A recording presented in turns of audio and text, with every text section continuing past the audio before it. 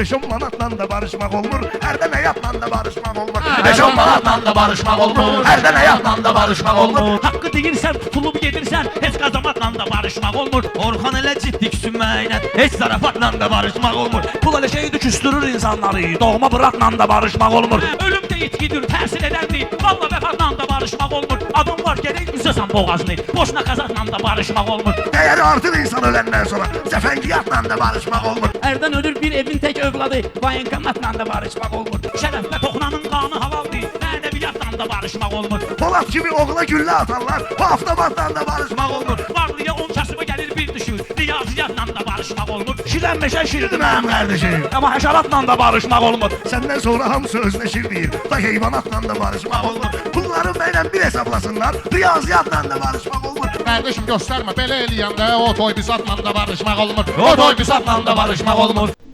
Kanalımıza abone olmağı ve video like atmayı unutmayın. İnşallah beğendiğiniz hoşunuza geldi. Gelen videomuza görüşmek dileğiyle. Sağ olun izleyiciler. Var olun.